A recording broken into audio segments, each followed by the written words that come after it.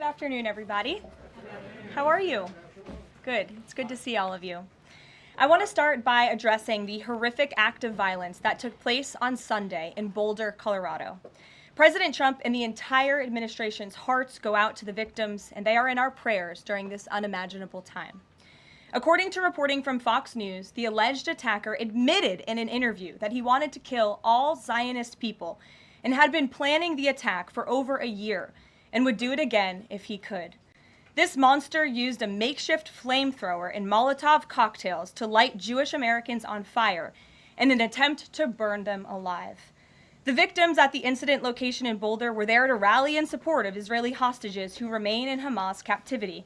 12 were injured, including a Holocaust survivor. This is pure evil. The Department of Justice has already filed federal hate crime charges against the alleged perpetrator, and he will be held accountable to the fullest extent of the law. This tragedy is a sobering reminder of the consequences of the Biden administration's failed policies. According to the Department of Homeland Security, the Boulder suspect is an Egyptian national who was in the United States illegally. He entered the U.S. during the Biden administration in August 2022 on a B-2 visa until it expired. Upon the visa expiration, he overstayed, filed an asylum claim, and was given a work authorization by the Biden administration. Instead of deporting this heinous individual, Joe Biden's administration allowed him to stay in our country and to work. President Trump sounded the alarm over these reckless Biden policies for years because this is the predictable result of letting anti-American radicals and illegal immigrants pour into our country. Immigration security is national security. And that's why the Trump administration, at the direction of our great president, has secured our border, strengthened our immigration system, and has taken immediate steps to protect the United States from foreign terrorists and other public safety threats. President Trump acted swiftly upon taking office to reform our visa issuance process to ensure that dangerous aliens who are intent on harming Americans or our national security interests are no longer admitted into our country. Under the Trump administration, aliens will only be admitted into the United States through the legal process and only if they do not bear hostile attitudes towards our citizens, our culture, our government, our institutions, or most importantly, our founding principles. Under President Trump, the United States has zero tolerance for foreign visitors who support terrorism. Violators of U.S. law, including international students, will continue to face visa denial or revocation and deportation. And illegal alien criminals will continue to be arrested and deported from our country. On that note, ICE and federal law enforcement partners just wrapped up a month-long surge operation arresting nearly 1,500 illegal aliens in the Commonwealth of Massachusetts. During the enhanced operation, dubbed Operation Patriot, ICE Boston and other federal law enforcement personnel focused on transnational organized crime, gangs, and dangerous illegal alien offenders throughout Mass. More than half of the nearly 1,500 illegals arrested had significant criminal convictions or charges pending against them. Here are just some of the violent illegal aliens who were removed from communities in Massachusetts during Operation Patriot. A Salvadorian national with active Interpol red notice for aggravated homicide. A Guatemalan national and registered sex offender who had pending criminal charges in Boston for 5 counts of indecent assault and battery on a person 14 or over. A Honduran national who was last arrested for rape, indecent assault, and battery of a person 14 or over. A Colombian national charged with kidnapping, aggravated rape, and indecent assault and battery on a person 14 or over. And a Guatemalan national who was convicted of murder in Boston. Also, a Brazilian national who was charged with aggravated rape of a child by force and possession of child pornography. Again, these are people who were living in the Commonwealth of Massachusetts. And lastly, a Salvadorian national whose criminal history includes charges of aggravated rape of a child by force. I don't think anybody in this room wants these types of heinous criminals in your communities. And it's thanks to this administration that they are being removed from our country. When Democrat-run jurisdictions released violent illegal alien criminals back into communities after making arrests instead of turning them over to federal immigration enforcement like they should, those Democrats are putting law-abiding Americans at risk. And these insane policies force law enforcement officials to make much more difficult arrests that put their lives, our law enforcement lives, in jeopardy. President Trump is incredibly grateful for our heroic officers on the front lines getting these violent, illegal alien invaders out of our communities. Law and order is back in America under President Trump. And on that same note, there are new crime statistics that show crime is plummeting. In fact, Politico summed it up like this. Murder rates are tumbling across the U.S. in 2025. Homicide stats are down at least 20% over last year. And we could be on course for the lowest number on record. With President Trump in charge, the days of criminals being put over victims are over. On the topic of immigration, the Washington Post just ran one of the most ridiculous headlines ever, even by their standards. And on my very first briefing several months ago, I said I would hold anyone accountable in this room. The Washington Post actually had this headline, "The mysterious drop in fentanyl seizures on the U.S.-Mexico border." How is this mysterious? There is no mystery about why there is a decrease in fentanyl coming into the United States. This administration's strong border policies are the reason there has been a decrease in fentanyl trafficking. His strengthened relationship with Mexican President Sheinbaum and all of the measures he has been taking to deter illegal human and drug trafficking at our United States southern border is the reason for plummeting fentanyl seizures at the U.S. border. There is nothing mysterious about that, and we'd like to see the Washington Post update their headline accordingly. This is clearly trying to intentionally manipulate the minds of the Americans, and I think the American people understand why there's been a fentanyl drop. In our office responded to this inquiry. We provided a whole host of the reasons that fentanyl seizures at the southern border have dropped, and the Washington Post refused to run them, and that's despicable. In other news, positive economic reports continue to flood in. Inflation dropped to 2.1% in April. Personal income increased 0.8% in April. So inflation is down and wages are up. That's almost triple the expectations and against the doubts of nearly everyone in this room. And we also saw the largest monthly decline in the trade deficit on record as a result of President Trump's very powerful tariffs. Lastly, the price of eggs has dropped more than 61% since President Trump took office in January. I remember my very first briefing, I was asked about the cost of eggs. The reporter tried to insinuate it was this administration's fault, even though he had only been here for a few days or weeks. It was a result of the previous administration's terrible policies, and in record time, this president has fixed that problem that he inherited from Joe Biden, and now egg prices have dropped 61% since this president took office. There's a lot of good news, and I'm sure you have a lot of questions, so let's get to them. We have just the news in our new media seat today. Amanda Head, thank you for being with us. Why don't you kick us off? Sure, thank you so much. There is a disturbing trend of anti-Semitism turning into terrorism. Of course, the Boulder, Colorado instance that you just mentioned, the 2 Israeli embassy staffers who were murdered, Pennsylvania governor's mansion with the Jewish governor inside getting set on fire. Does the president consider this domestic terrorism? And as such, are there official alerts to law enforcement, BOLOs, task forces, things like that? The president has made it very clear, as he said in his statement yesterday, that yes, these anti-Semitic acts of violence are do qualify as terrorism, and he does not want to see terrorism or violence of any form taking place in the United States of America. And as for specifically anti-Semitic terrorism and anti-Semitic acts of violence and those that are targeting Jewish Americans, this administration has done more to combat that violence than any administration in history. And one incident is one too many. And I think, frankly, that's something the previous administration was not willing to say. This president will stand up for Americans of all religions, of all faiths, of all creeds, and we will continue to look at policy measures and actions that we can take in addition to the actions that have already been taken to curb this anti-Semitic violence. And to Jewish Americans at home, across the country, this president has your back. And then on another issue, back in February, Secretary Kennedy created a commission to re-examine the childhood vaccine schedule. But there are still states outstanding like California, Connecticut, Maine that are not allowing any religious exemptions for kids not only to go to school but to participate in sports and extracurricular activities. Would the president want to see religious exemptions allowed across all 50 states? And how do you enforce that, especially with states like California that are already defying the president on the men and women's sports issue? Generally speaking, I know the president supports religious exemptions for families when it comes to vaccinations. As for the instances in those specific states, I'll have the administration and the White House look into it and see what executive action, if any, we can take on that front. Thank you. Kelly. Good afternoon.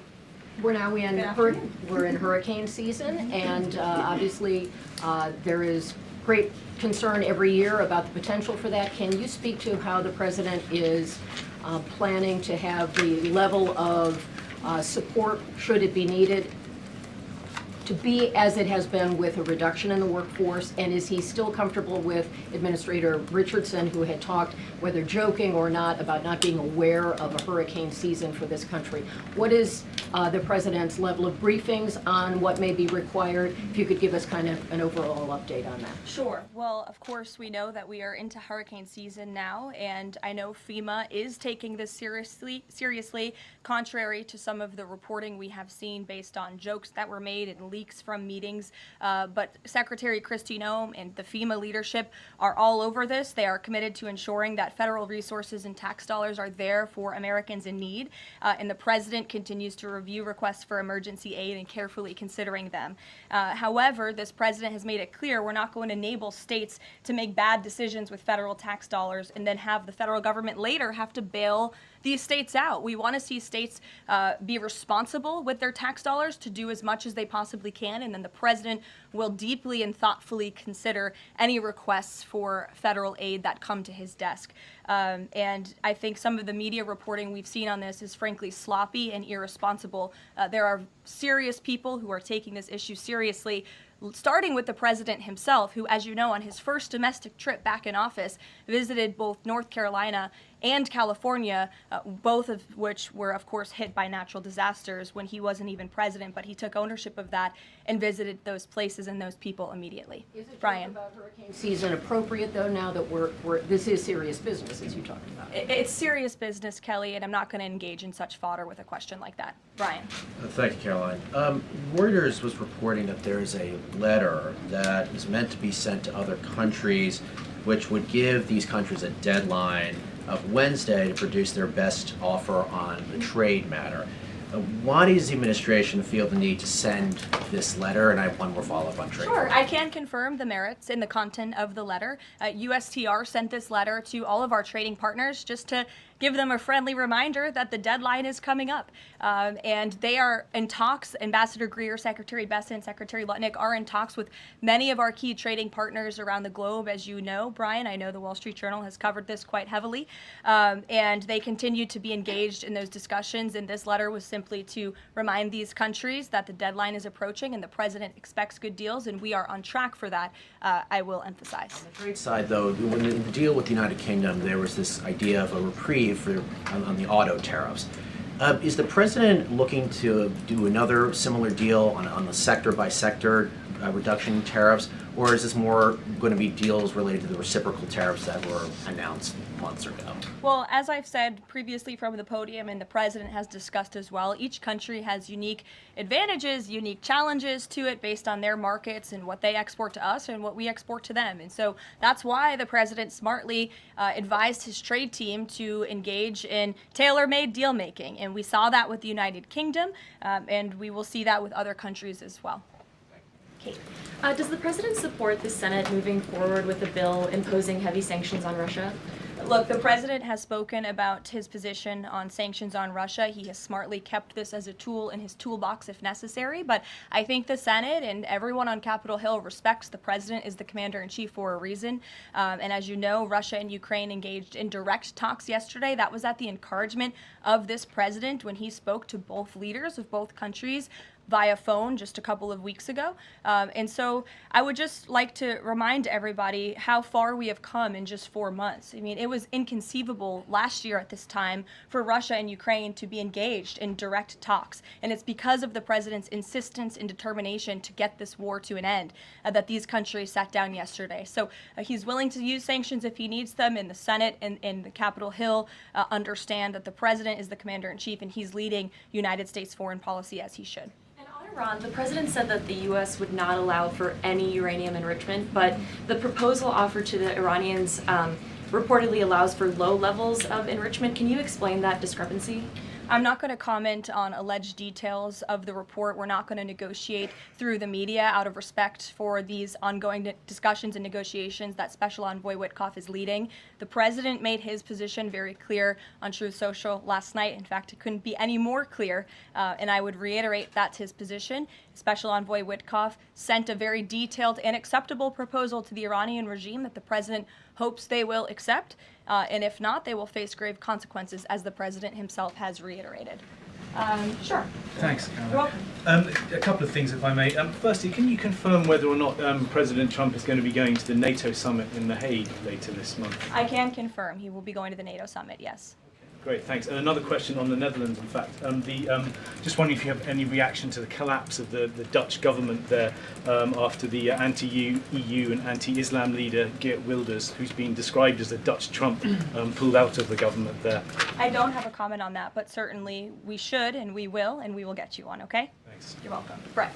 Thanks, Caroline. I wanted to ask, a couple days ago, the president announced that he was withdrawing the nomination of Jared Isaacman to lead NASA, citing a thorough review of prior associations. I wondered, why did this review happen just now, after the nominee was so far into the process? And can you explain the president's thinking on who he might choose? Look, the president reserves the right to nominate individuals to key administration posts. He also reserves the right to remove those individuals if he chooses, just like he reserves the right to fire anybody in the executive branch that he wants. And so a new replacement for NASA will be announced very soon, as the president himself said. Was there something in particular that came up that caused the president concern with this nomination? The president wants to ensure that all of his nominees are aligned fully with the America First mission of this administration. And again, he will be announcing a replacement very soon. Andrew, go ahead.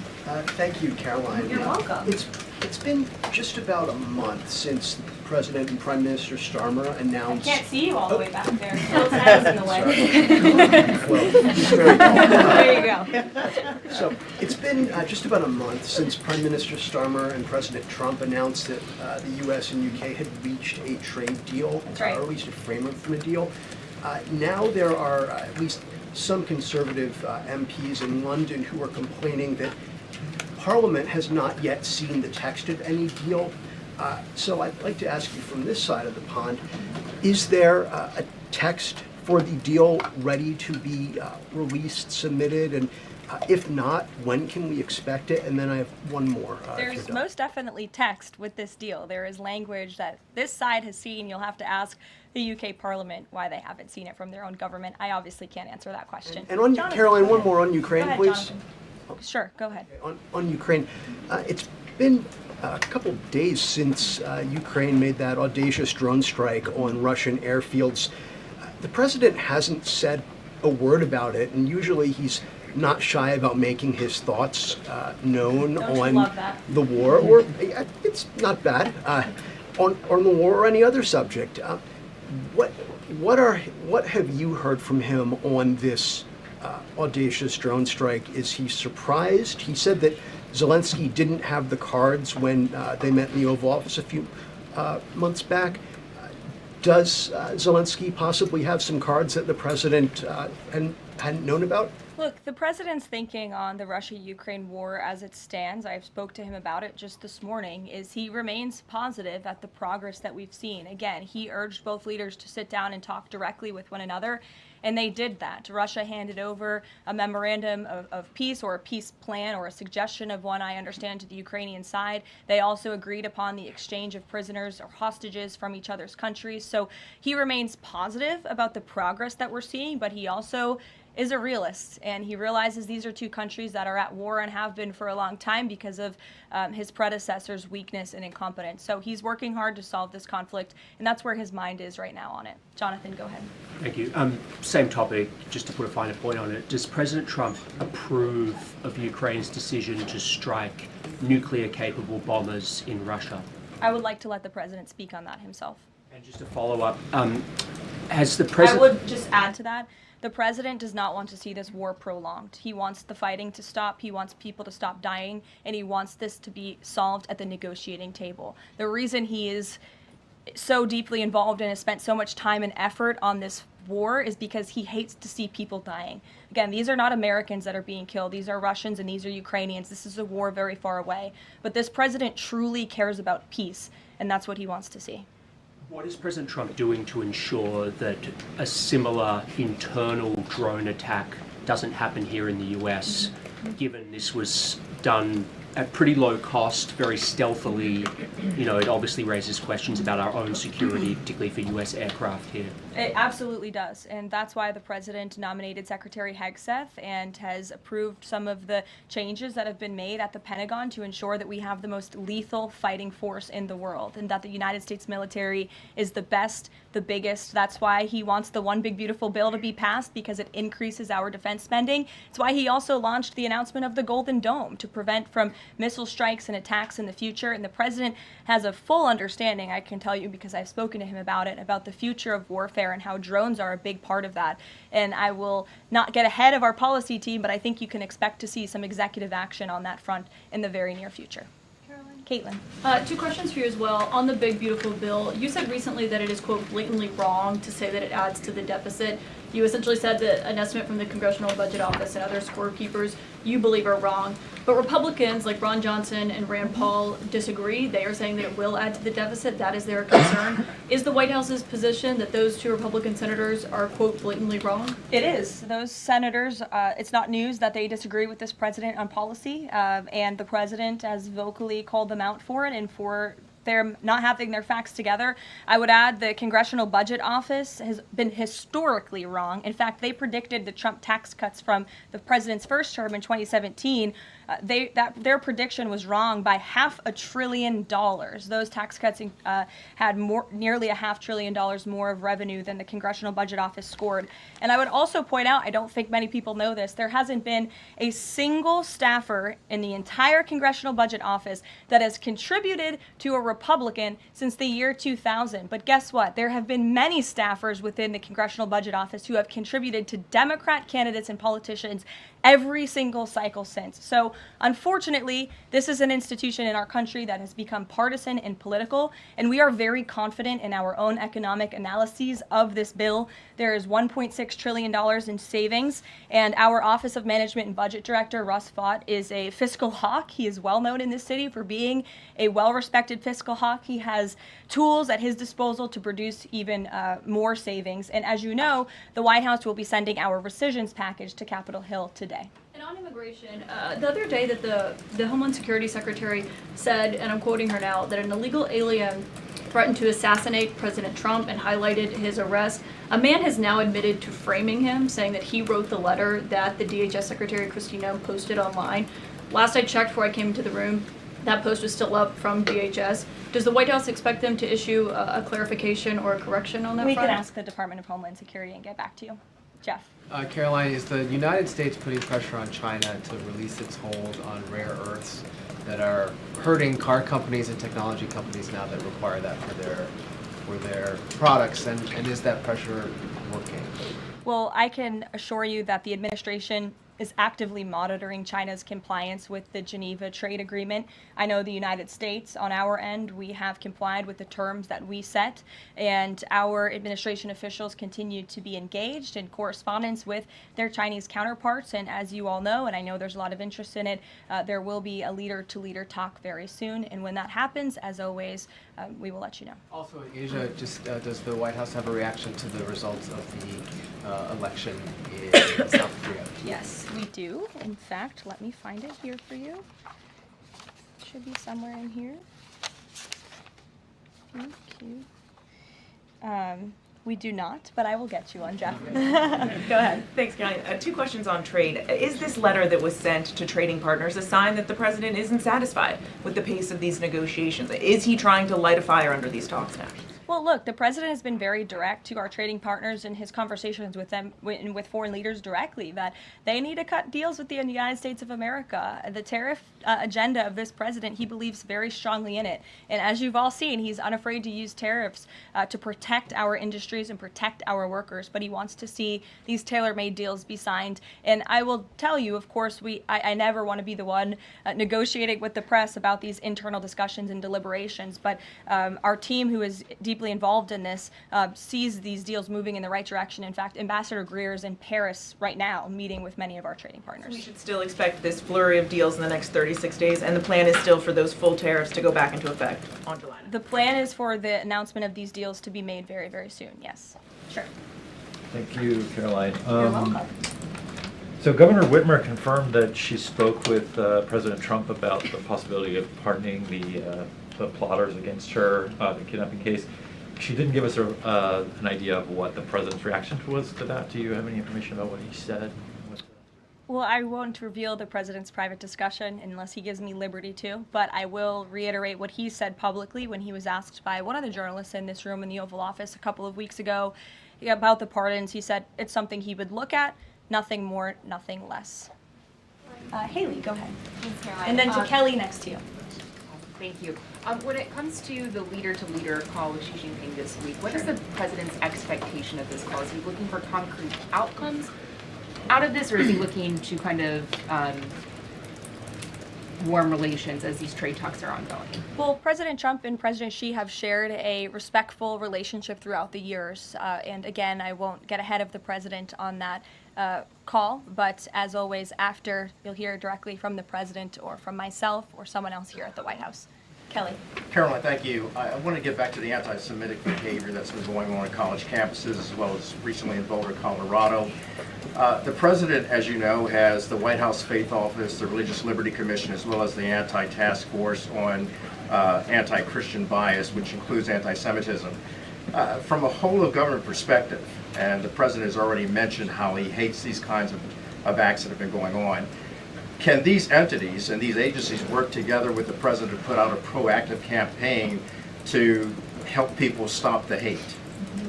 I think the president himself has been leading on this, Kelly, and has been incredibly clear in his rhetoric that he is not going to tolerate such hate or behavior in the United States of America. And you will see that rhetoric being followed up by action from the Department of Justice, who is seeking to prosecute these cases to the fullest extent of the law. And I know the Attorney General and the FBI Director were very quick to call this what it was, targeted terrorism. And there was some, I think, criticism from the media and well, at least pundits I saw on television saying, are they too quick to jump here? No, they see the facts and they reveal those to the American people, and they're transparent.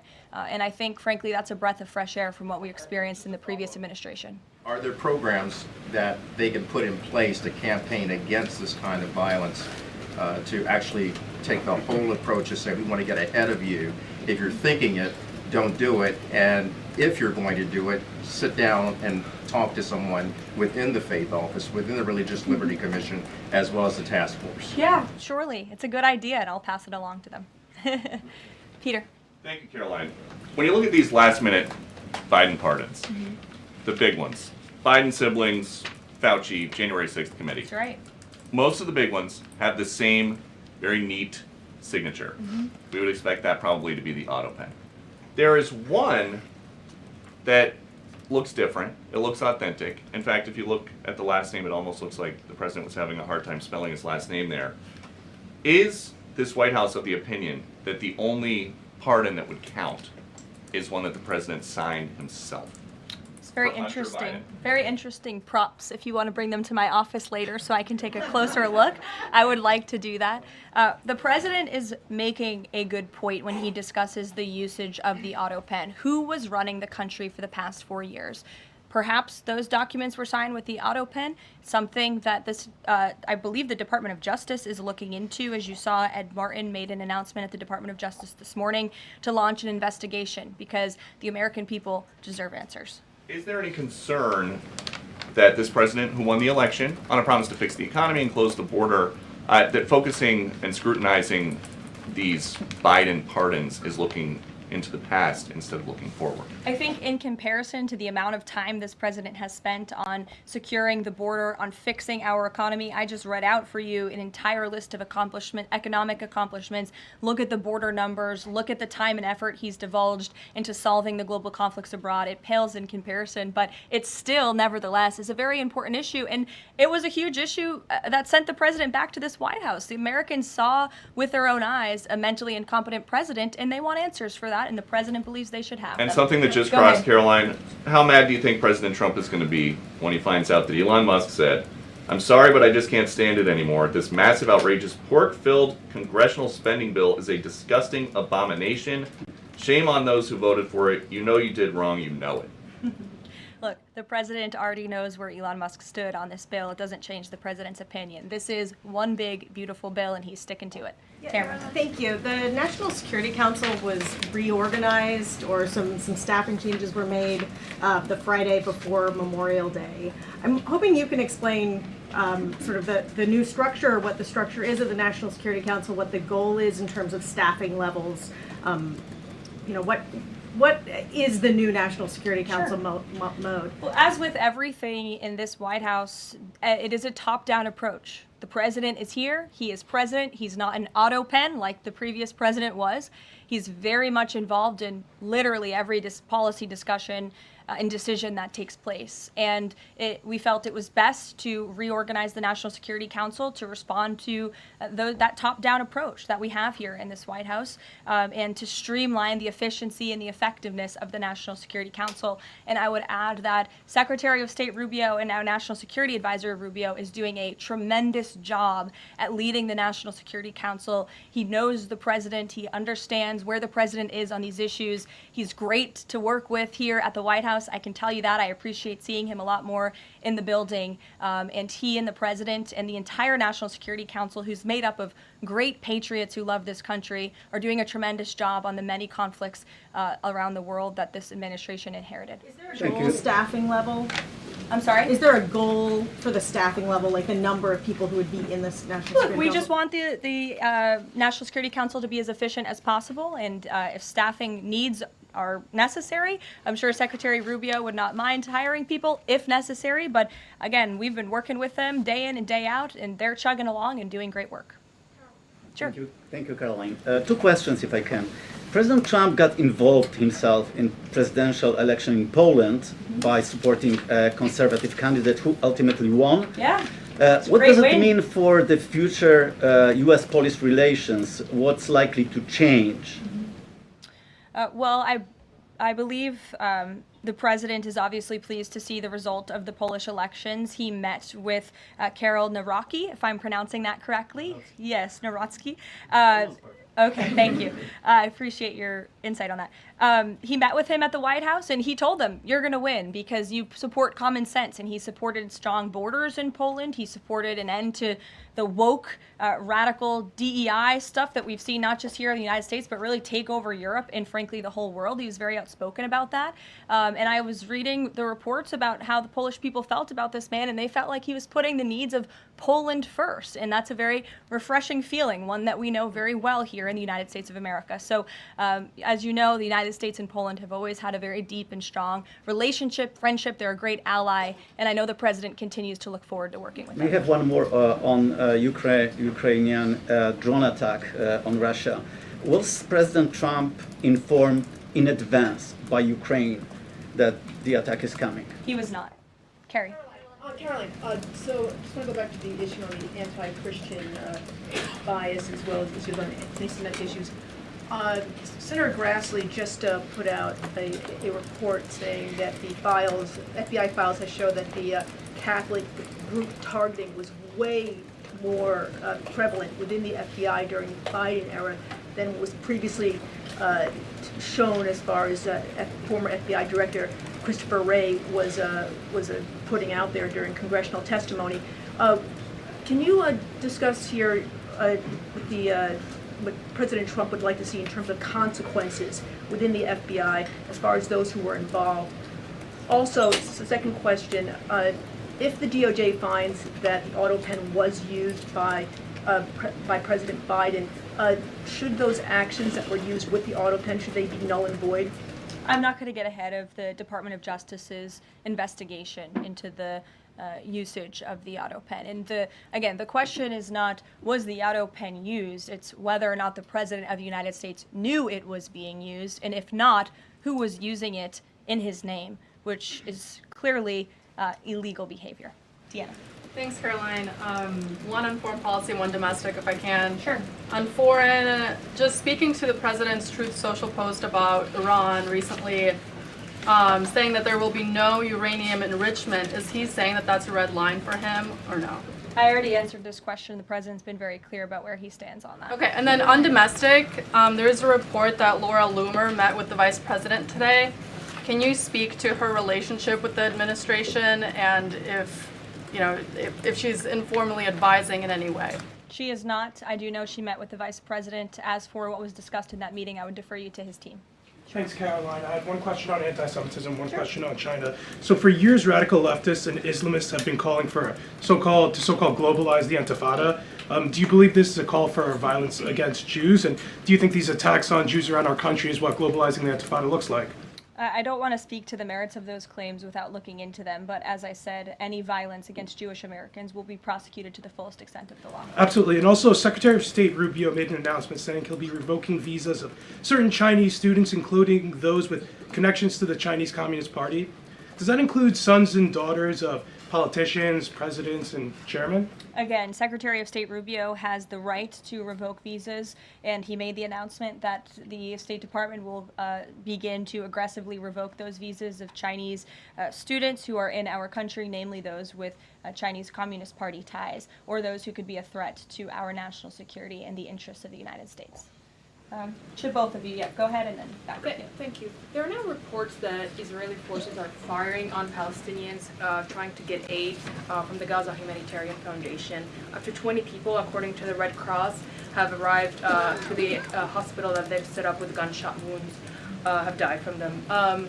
Is this administration aware of these? And I mean, what is being done to address this situation? The administration is aware of those reports, and we are currently looking into the veracity of them because, unfortunately, unlike some in the media, we don't take the word of Hamas with total truth. We like to look into it when they speak.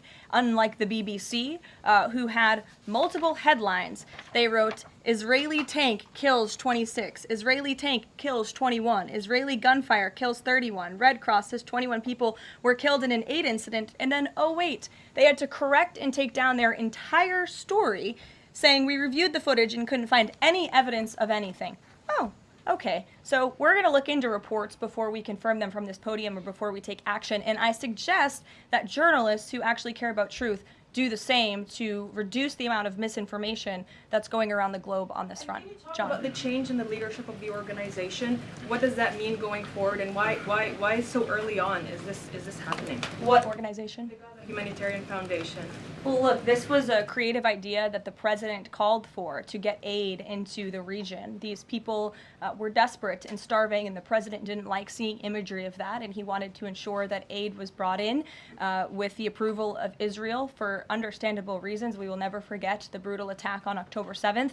And again, this is something that the previous administration was unwilling to put the time and effort into doing. John. Thanks a lot, Caroline. I want to bring it back to the way you began your briefing, talking about the president's mass deportation program and his priorities. 40% of crop farm workers in the U.S. are undocumented, and that's according to the Agriculture Department. Do they have a carve-out in terms of the president's mass deportation program? The president and the Trump administration have been very clear. If you are in the country illegally, you are subject to deportation. Is there any concern that, given that large number, if that number is correct, 40% of crop farm workers being undocumented, that could impact the food supply here in America if those individuals that obviously help pick crops all across the country are deported en masse? Again, this administration is focused on deporting individuals who are in our country illegally. It's something we have to do. We cannot allow the previous administration's invasion of our country of illegal immigrants to continue. We just can't have it. And this is a law and order president. As for our farmers and their concerns, they have a president who has their backs and listens to their concerns and hears them. But we also have a legal pathway to come to this country and work specifically for agricultural work. So there's a legal way to do it, and we encourage that legal pathway, and we're currently working on strengthening our legal immigration system for that reason. Sure. Thank you, Caroline. I just wanted to follow up on your statement last week regarding the Maha report. Sure. You said that there was, you said, I understand there were some formatting issues with the Maha report that are being addressed, and that report will be updated. We also understand that since that, there have been some citations that came about. There's citations of studies that either did not exist or did not back up the report's conclusions. So when you were referring to formatting errors, is that what you were talking about, or was it, could you just explain that? Yeah, that's what I was talking about. There were formatting errors, and those errors were updated by the proper policy components here at the White House, and a new report was issued. So exactly what I said took place. Sure, go ahead, Alec. Yeah, good to see you. Good to see you. Congresswoman Mary Miller suggested that changing Pride Month to Family Month. I would personally like to see maybe a nuclear family month. Some people are saying, let's get a Veterans Month. Does the president have any plans on making a proclamation, or is it just going to be June this year? Well, there are no plans for a proclamation for the month of June, but I can tell you this president is very proud to be a president for all Americans, regardless of race, religion, or creed. Caroline. Reagan, go ahead. Thank you, Caroline. And then I'll go to you. Thank you. You're welcome. Colorado passed sanctuary protections for illegals 1 month before the terrorist attack this weekend. 2 questions. Why did the DHS remove the sanctuary cities list that it had published, which was ordered by the president? And then what is the administration going to do to further crack down on sanctuary jurisdictions to prevent attacks like what happened in Colorado? Sure. The Department of Homeland Security will be issuing a new list of sanctuary cities, an accurate list of sanctuary cities. As for what we're doing to crack down, the president has signed various executive orders and has directed the Attorney General to prosecute state and local officials who are not complying with federal immigration authorities and, most importantly, federal immigration law. Thanks, Caroline. Thank you, Caroline. Caroline. Thank you very much. Go ahead. So, does the president take calls from foreign leaders on the tariffs on steel and aluminum? Does he still intend to double them tomorrow morning? The president will be signing that executive order today, and steel and aluminum tariffs will be going to 50%, yes. Or it's going to change, or it's going to be suspended? He made that announcement in Pennsylvania, and he plans to deliver on that promise to Pennsylvanians. And why is he hiking it? And Ed, go ahead. Yes. I can answer that, but go ahead, Ed. Oh, yes. Thank you, Caroline. So a Chinese Foreign Ministry spokesperson today said that the U.S. imposed harmful measures like new chip controls and pledging to revoke Chinese student visas. So are the Chinese the victims in this trade back and forth? Look, I don't think anyone is the victim. These are two strong countries, and as I said, the president has a good relationship with China's president and leader, and that discussion will take place later this week. And what other authorities is the president looking at for tariffs should the decision in the appeals court not go his direction? Well, right now, his tariffs remain in effect. We spoke at length in my briefing last week about that decision that came down from the International Trade Court, which has been put on pause because the president absolutely does have the authority to implement tariffs and to declare a national emergency for our crippling trade deficit. He could always have the power to use Section 202 or Section 301 as well to impose tariffs if he deems necessary, especially Section 202 tariffs, which are sectoral, as you know, to protect our critical supply chains here at home. Thanks, Caroline. You're welcome. You've got U.S. business leaders begging for certainty. So why did the president suddenly decide to hike tariffs on steel and aluminum again? You also have U.S. business leaders begging to meet with this president and begging to come to the White House to talk to him because they know that he is a negotiator in chief, that he's making good deals on behalf of the American worker and the steel worker, in particular when it comes to the steel and aluminum tariffs, which he discussed in his speech at length at Pennsylvania and the need for them.